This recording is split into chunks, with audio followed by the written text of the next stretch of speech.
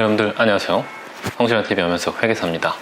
라임과 옵티머스 펀드 사건이 권력형 게이트로 번지고 있습니다. 라임 펀드의 피해 규모는 1조 6천억이라는 얘기도 있고요. 옵티머스는 피해 규모가 5천억이라고 하는데 이 돈들은 다 어디로 갔을까요? 이 펀드의 공통점은 바로 투자자는 알 수 없게 사기를 쳤다는 겁니다. 라임 펀드는 이미 손실이 98%인 상황에서도 증권사나 은행 같은 판매사들이 투자자들에게 제대로 알리지 않고 판매를 하였고, 옵티머스는 공공기관 매출 채권에 투자한다라고 해서 안정적이다 라고 하며 투자자들을 모았지만 실제로는 아주 위험한 비상장사에 투자하거나 비상장사가 발행한 사모사채에 투자하거나 부동산 프로젝트 파이낸싱을 하거나 무자본 M&A를 한다든지 아주 위험한 것들은 골라서 했습니다. 자기네들이 한 이 나쁜 짓을 무마하기 위해서 권력에 줄을 댄 것 같은데, 과연 어디까지 권력에 손이 닿았는지 밝혀져야 할 텐데 말이죠. 감독기관이나 수사기관이 권력에 착 붙어 있어서 권력을 비호하고 있으니 답답하기 짝이 없습니다. 국민들 대부분 시중금리가 워낙 낮다 보니까 시중금리보다 좀 더 높은 수익을 찾기 위해서 판매사들이 안전하다는 말만 믿고 투자하는 분들이 대부분입니다. 그런데 이 펀드를 만들고 판매하는 사람들이 투자자를 상대로 사기를 치고 있으니 과연 누구를 믿어야 되나요? 이럴 바에는 직접 투자가 날 것 같아서 직접 주식에 투자하는 분들도 많이 계신데, 최근에 있었던 빅히트 엔터테인먼트도 그렇고 그동안 있었던 SK 바이오팜, 카카오 게임즈 같이 공모주들을 봐도 과연 직접 투자가 답인가 싶기도 합니다. 빅히트에 투자하신 분들은 주식을 환불해달라고 단체로 설명받으면 된다 얘기도 있다고 하는데, 이런 글을 볼 때마다 좀 안쓰럽기도 합니다. 부동산은 어떤가요? 부동산 투자 한번 했다가 투기 세력으로 몰리고 좀 세금 폭탄 맞고 또 임대차 3법 때문에 임차인과 분쟁이 생길까봐 조마조마합니다.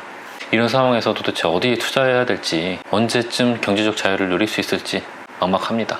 불과 몇 년 전만 해도 먹을 거 안 먹고 입을 거 안 입고 어렵게 존재돈 모아서 그 모은 돈으로 좀 투자를 해서 돈 좀 굴려봐야겠다 이런 생각을 좀 했었는데, 요즘은 과연 어떤 투자를 해야 될지 요즘 젊은 친구들과 얘기를 하다 보니까 집값은 너무 오르고 청약 가점은 낮고 해서 집을 살 생각을 못 하더라고요. 그래서 주식 투자만 한다고 하는데 주식 공부를 따로 하는 것도 아니고 주식 유튜버들이나 아니면 특정 종목을 추천해주는 그런 분들이 있다고 하는데, 그런 분들이 추천해주는 주식을 사서 투자라고 하고 있더라고요. 그런데 결과가 좋은 사람은 아직 보지 못했습니다. 이렇게 시장에 내 돈을 노리는 도둑들이 너무 많습니다. 이럴 때일수록 내 돈을 지키기 위한 공부를 해야 될 때가 아닌가 싶습니다. 그래서 저도 다시 공부를 한번 해보려고 합니다. 저는 10년 전에 샀던 주식을 아직도 갖고 있습니다. 그때는 정말 소문에 휘둘려서 샀는데 결국 팔지 못하고 아직도 들고 있습니다. 이제는 그런 식으로 하지 않고 그 우량한 회사 하나를 골라서 그 회사 주식을 적금 붓듯이 한 달에 한 번씩 규칙적으로 사보려고 합니다. 가장 단순한 방법인데 실제로 실행하기는 매우 어려운 방법인 것 같아요. 그런데 제가 한번 해보겠습니다. 그래서 꾸준히 하면 어떤 정도 성과가 나오는지 그 투자 성과를 실패했든 성공했든 공유를 한번 해보려고 해요. 제가 특정 종목을 언급드리는 건 적절하지 않은 것 같아서 그렇게는 하지 않을 거고요. 정기적으로 제가 샀던 내역과 그 투자 성과 이런 것들을 같이 보면서 1년 뒤, 2년 뒤 어떻게 되는지 성실하게 여러분들이랑 나눠보려고 합니다. 근데 투자 방식은 제 급여 이외의 소득으로 유튜브 수입이든 아니면 외부에 강연 나갔을 때 좀 거마비를 좀 받거든요. 그런 것들을 모아서 그런 기타 소득이 생길 때마다 모았다가 제가 선택한 우량 주식을 사는 방식으로 한번 해보려고 합니다.